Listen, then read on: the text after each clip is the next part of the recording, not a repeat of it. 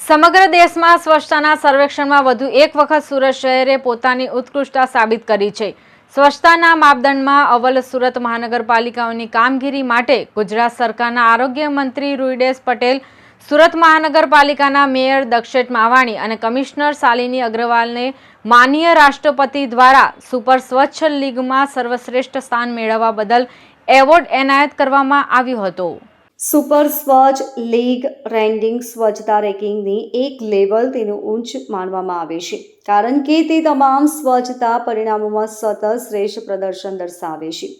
મહાનગરપાલિકા વધુ એક વખત સમગ્ર દેશમાં સ્વચ્છતા સર્વેમાં મુખ્યનું સ્થાન પ્રાપ્ત કરતા સુરતીઓમાં ઉત્સાહ સાતમા આસમાને પહોંચ્યો છે. કેન્દ્ર સરકાર દ્વારા પહેલી વખત સુપર લીગ સ્વચ્છતા સર્વેક્ષણમાં પરિણામોમાં સુરત શહેરના પ્રભાવશાળી દેખાવને પગલે મહાનગરપાલિકાના વહીવટી તંત્ર સહિત શાસકો અને કર્મચારીઓમાં પણ ખુશીની લાગણી પ્રસરી જવા પામી છે. આજે ઉધના મગદલા રોડ ખાતે આવેલ ICC સેન્ટર ખાતે આરોગ્ય વિભાગના કર્મચારીઓ સાથે મહાનગરપાલિકા દ્વારા શાસકો અને અધિકારીઓ દ્વારા ઉજવણી કરવામાં આવી હતી.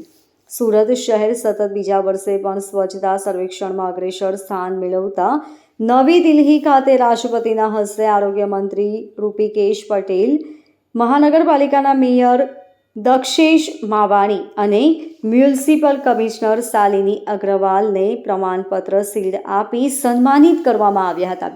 સર્વેક્ષણ માટે સ્વચ્છ સર્વેક્ષણ માટેની શરૂઆત થઈ અને આપ જાણો છો છેલ્લા 3 વર્ષથી, એટલે ગયા વર્ષે આપણો પહેલો નંબર આવ્યો હતો સુરતનો, ગયા વર્ષે આપણો એની આગલા વર્ષે આપણો બીજો નંબર હતો અને જે 3 સિટી જેને સુપર સિટી સર્વેક્ષણની અંદર સમાવેશ કરવામાં આવ્યા એવા 3 સિટી છે ઇન્દોર, સુરત અને નવી મુંબઈ. અને આપ સૌને જણાવતા આનંદ થાય છે કે આજે રાષ્ટ્રપતિ મહોદયના હાથે સુરત શહેરને સ્વચ્છ સિટી તરીકેનો સુપર લીગમાં એવોર્ડ મળ્યો. અને બીજી એક અગત્યની વાત, છેલ્લા 6 વર્ષથી ઇન્દોર સુપર લીગની અંદર સ્વચ્છ સુરત તરીકે, સ્વચ્છ સિટી તરીકે નંબરે આવતું હતું, એટલા માટે એમને પ્રિવિલેજ આપ્યો. પણ પોઈન્ટની ગણતરીમાં થોડાક જ સમયની અંદર આપણે 60 જેટલા પોઈન્ટથી સુરત શહેર ઇન્દોરથી આગળ છે.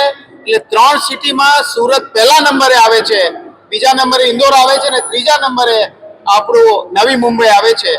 આ માટે સુરતના શહેરીજનો ઉપરાંત અમારા કર્મચારીઓ, ચોથા વર્ગના કર્મચારીઓ જે તનતોડ મહેનત કરે છે.